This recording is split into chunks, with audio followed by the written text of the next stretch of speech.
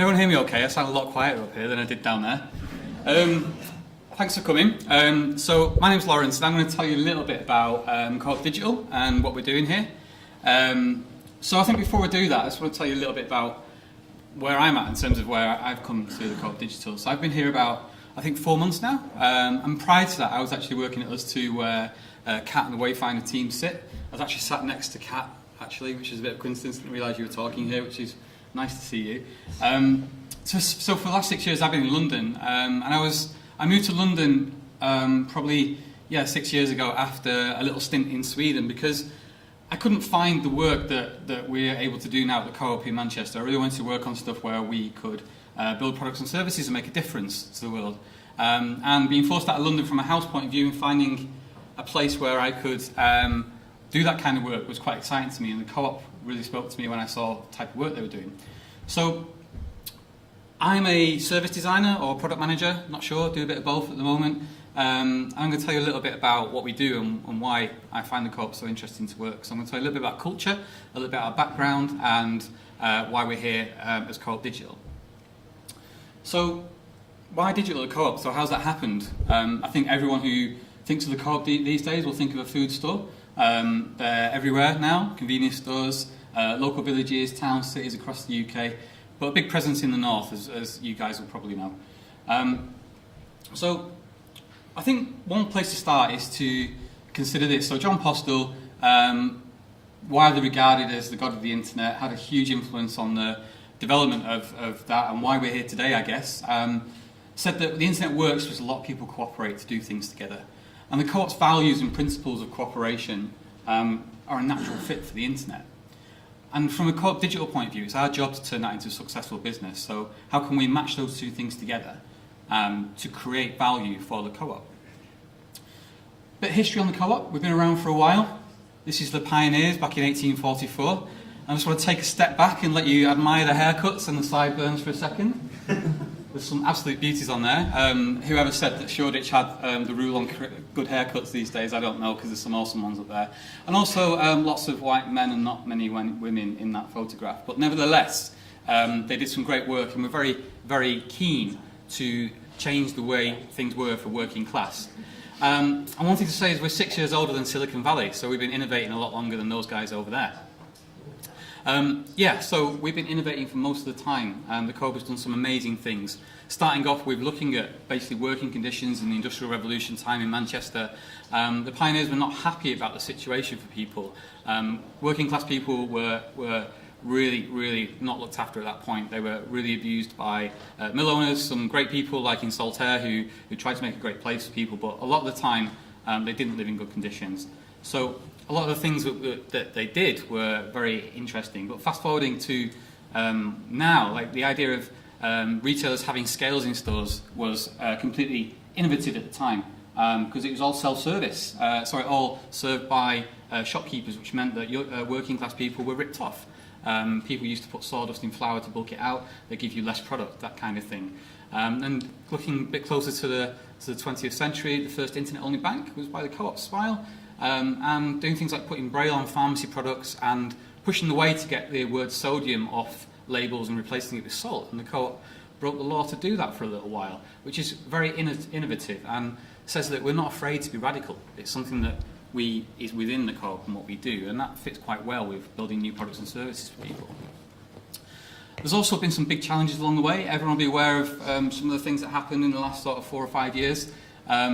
This has given us an opportunity to emerge from that and have a strong desire to innovate again. And one of the first things I noticed when starting at the Co-op was that it's very vibrant. Everyone is very positive towards the new rebrand and is happy to make a difference and wants to make a difference. This enables us to take advantage of the fit between our business models and the internet. And my experience of working on many different large projects back at us2 is that the companies that double down in digital transformation after a low point, such as in financial services, are the ones that start to rise above the rest. So at the moment, we're asking ourselves, what do you get if you add membership, cooperation, and the internet?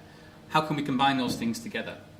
And we think there's a big opportunity here. We think there's an opportunity for us to do a lot of good in the world.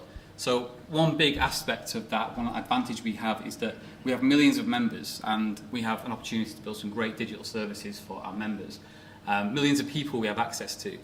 And we all know, everyone in this room will know, that the best digital businesses are user-focused. They're built around users from the ground up, and business models are built around user needs. So we have the opportunity to do that. And maybe it's easy to say that it's easy to be user-focused, but when the users own your business, that's definitely the case. So maybe I'm looking for an easy ride at the Co-op, because that means that it's a lot easier than it would be for other companies who don't have that kind of focus on having membership and cooperation at the heart of their operation. So what we've done is we've translated that ambition into 4 elements. We have platforms, products, platforms, members and ventures. So I'm going to talk you through this a little bit to give you a bit of context. So products, this is basically looking at how we can support existing Co-op businesses with new revenue streams which come from digital. One example of that is looking at wills and how we can basically innovate in the wills market and do a really good job of doing online wills. Hands up in the room, who's got a will? Oh, sorry, one question. Hands up in the room who hasn't got a will. Oh dear, there's lots and lots of opportunity there, isn't there? You should all have wills. It doesn't matter how old you are, and I'm the same. I don't have a will at the moment. It's really important. It's something to do. So this is something we're very keen to investigate. How can we help people see the reason for having a will? It's very important. It's very painful for your loved ones if you don't have one and something bad happens to you, and you don't have to be old to have a will, which is one of the big misconceptions of a will. So this is something we're rolling out into a private beta now. If you do need a will, please check our website out, check out the legal services, and please go and try our will service out. Platforms. So this is something that we're thinking about. It's not something we're working on right now. Maybe it's a little bit further down the line, but we want to look at how we can create new digital businesses that can be owned by communities and have membership involvement in that, so that we have cooperative as a competitive advantage. How can that work if we apply the principles of the sharing economy, which you could argue are not the case in many situations in the companies in Silicon Valley? What if the Co-op did the sharing economy? What would that look like? Members. So one of our big assets is our members. We are currently in the middle of, or very close to launching our new membership service, which means that we have an opportunity to turn that into a very pioneering digital experience. This is our recent AGM, and this is Richard, our Chief Executive, presenting basically the crux of this, where you will receive 5% back on own brand products you buy, much like the divvy, which a lot of maybe the older people in the room or our parents will remember. You will receive that, and you'll also receive the opportunity to invest 1% in your community. On top of that, we can build digital products and services which will really help our members and provide something that is much more powerful than perhaps a normal retail loyalty system. And then the idea of ventures. So at the moment, we're just exploring the concept of this and thinking about what's the Co-op's role in the digital economy of the Northwest. How can we partner with people like TechNorth, smaller startups, and help them grow in the same way that we want to go, people who match the values of the Co-op. So for me, that's a very exciting set of things to look at, and that, for me, lays out a great pathway for the future.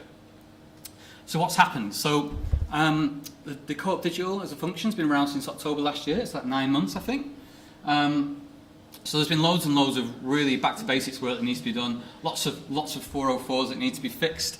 Lots of campaigns that are really important, supporting marketing campaigns that are out there and making sure they continue to grow and bring in traffic and customers and members. We've got rid of websites that no one's looking at, that have been existing for years, microsites that got put up for a reason and then not taken down. And we're launching alphas, so if you go on our website now, you'll see that we're putting things up like a new store finder, looking at what we can do with location and putting a user-centric spin on that. Please go and check it out. Please give us feedback. You can use Twitter. We like Twitter. You can use the feedback options that are on our website. We've also brought new capabilities, new talent, and give people responsibilities that have existed in the Co-op already that they didn't have before. So it's our approach to give people the autonomy to be able to create and give teams the ability to make their own decisions in a flat hierarchical environment and setup. And this has been noticed. I think more and more you'll see that people are starting to think, what's going on at the Co-op? You guys are all sat in here, that's fantastic, but we're starting to breed a level of gravitas and magnetism that's starting to pull people towards us, and that's exactly what we want. So how are we doing this? What sorts of things do we do to create products and services, and where are we working on these things? So we brought new ways of working into the Co-op. So some of you might be in a situation where you have a perfect product design team, where you are able to work collaboratively with designers and developers, or you might be in a situation where you have departmentalized and siloed operation. And it was much like that at the Co-op for a long time.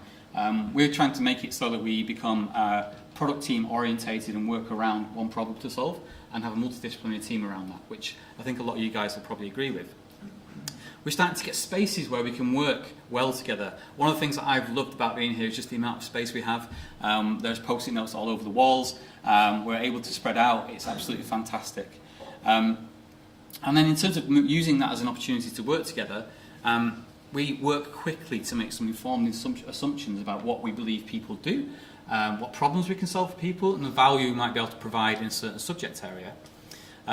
Making those assumptions might be 1 to 2 weeks worth of discovery work, and we want to get to the point where we can start to develop that understanding of user needs and pain points by prioritising them and taking them forward as assumptions so we can build stuff, get it into people's hands and learn about whether our assumptions are correct, so whether we can disprove or prove the hypothesis we might have about the information we received. We like to do things that way rather than lots of heavy-duty research up front and then creating wireframes, because it gives us the ability to create something real and get to value as quickly as possible. We also apply service design techniques to solve problems holistically. We have lots and lots of businesses in the Co-op which require that kind of thinking. We have funeral care, we have the wills service, we have looking at location services as a service. Means we have to think about working with many different touch points across our estate, or if we plan services such as funeral care, there's many touch points that a client will come in front of. And there's lots and lots of things that power those services that thinking about this as just a digital app or a digital product would not fulfill those needs. We're also building our own space, which I'm very excited about, over a place called Federation. This is just near the Printworks behind Shude Hill. We're building a space there where we can truly collaborate and truly cooperate in these teams and work in the way that we believe works best for us. And this is a place where we won't silo ourselves out as Co-op Digital, but we will bring in people from the business who are working on projects, who we're working on projects for, such as the food teams and all the other businesses that are in the Co-op. So, give you a quick idea of some of the questions we're asking. So here's some of the things in terms of what's spurring our thinking at the moment.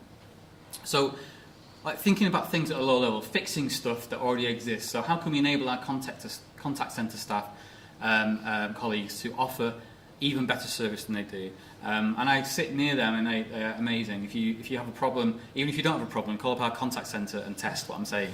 They are beautiful. They are awesome. It's a service that could not be made better, apart from making their jobs more efficient by giving them access to information quicker, and that can make things make their jobs a lot easier. Asking questions such as what value could we provide if we gave stores a place on the internet? So that might sound quite trivial, but if you start to think in a bit more detail about what it means to have a page per store and what we can do with that information, it starts to become a very, very interesting prospect indeed. How can we give time back to our colleagues so they can spend more time with our members and customers? Probably one of the biggest areas which applies to most of the work we're doing in Co-op Digital at the moment. And how can we encourage more people to make a will? Make a will! Okay, so out of all of that, everything we do, it needs to be agile, it has to be user-focused. We want to get to value very, very quickly and solve user needs and build business models around that. So together with our values of the Co-op and what the pioneers put together in 1844, we can combine those to build a Co-op for the 21st century, and that's what we want to do. So the only thing left to say is check our blog out. We put all our work on there. We tell you how we're working. We're very interested in talking to you more about this. We're always looking for great people. So I'm particularly interested in hearing from people and speaking to people who are interested in service design, so please hit me up afterwards. Is there anyone else in the room from Co-op here? I hope so. Yes. So see those hands in the air. Put your hands up, please. Please do ask any questions about how we're doing things. It'd be really good to talk to you a little bit more. And I hope you enjoy the rest of the night. Thank you very much.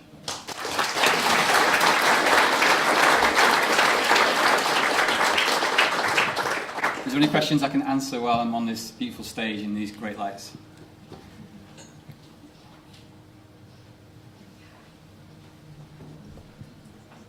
Yep, there's one at the front. Wait, microphone.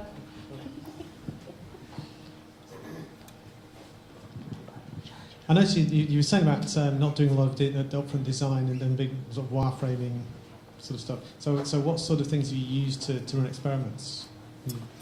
Examples? Yeah. So in the earlier stages where we're working in what we would call an alpha state, we're looking to make sure we have a problem that needs solving. So we're trying to do that as quickly as possible in the cheapest way possible. So we will use various different techniques, but we want to try and create something as real as possible, as quickly as possible, in the cheapest way possible. So, for example, in the first 1 to 2 weeks, we will be doing immersion, we're doing discovery work. And during that time, we want to try and arrange our thoughts around what we believe are problems we might be able to solve in a certain context. And getting to that point allows us to then, after that period, think, okay, so we think there's some problems to solve here, there's some user needs to solve. What would be the best way to test some of these hypotheses, if you like? So at that point, it's very difficult to obviously be very scientific and significant about your results. It's not like we're in market where we can do lots of big A/B testing. So it'll be qualitative work. Perhaps we'll build quick front-end prototypes using HTML, that kind of thing, from sketches, which will be created in a multidisciplinary way with people. And then we'll get out and test the value of that as quickly as possible and use those as learning mechanisms and place some qualitative measures on top of that.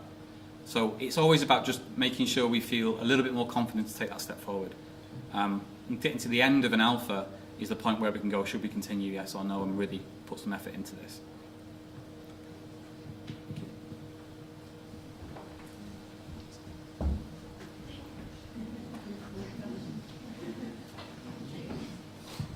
Hi, everything sounds amazing that you said so far, and I'm sure it's not without its challenges. If you could give just one single challenge, though, that you would just say is the greatest one, what would you say that you're facing right now? That's a great question, thank you. Thank you. I think the hard thing to do in a large company is make sure you can build this type of culture. You're in a large company that has lots of existing structures. So I think one of the great things that I noticed when I was here, that there is a absolute commitment right the way through the company to make this happen. So from right level to the board level, right the way through digital. And the people who help us do that, such as Mike Bracken, who's our Chief Digital Officer, and Ben Terrett and Tom Loosemore and a few others, have a focus to be on the ground, and they work from bottom up rather than being top down. And that's great. So what that's meant is they've given us a space to work, and we're able to do this type of work and then move into the organisation. I think the greatest challenge is always going to be making sure you can talk in the same language that people understand, because we can talk about digital all day and it means probably 50 different things to everyone in this room. So that's the same throughout the co-op as well. So it's about ensuring we can communicate how we can provide value. So a good example of that is today I was talking to someone about this, and it was only at the point where I said, I don't know whether what we do on this project is going to be something that turns into a real thing, that helped that person understand that this is very exploratory, rather than saying we're definitely going to do this. And that was a great moment in terms of helping me understand the perspective of that person. So I think it's going to be always about that, really. Yeah, thank you. Yeah, you said that you, as well as developing products for your own service lines, you're kind of looking at other ways of maybe working with businesses that want to run as a co-op or with startups. Like, have you got any more sort of ideas or examples how that might work? Is that something for the future? Or? Yeah, I don't at the moment. It is definitely something for the future. It's something we're actively looking at. If you've got something or some ideas, then definitely chat to me and I can put you in touch with the right people. But generally, we're obviously interested in speaking to anyone who has similar values to the co-op or has a service that they're interested in taking further, just to hear what that's about and see if there's any opportunities in the future. But at the moment, there's nothing happening in that sense. We want to talk more about how we can support what's happening in the Northwest, basically, from a digital economy point of view. Yeah. Anyone else? No. Thank you. Cool, thank you very much. Cheers.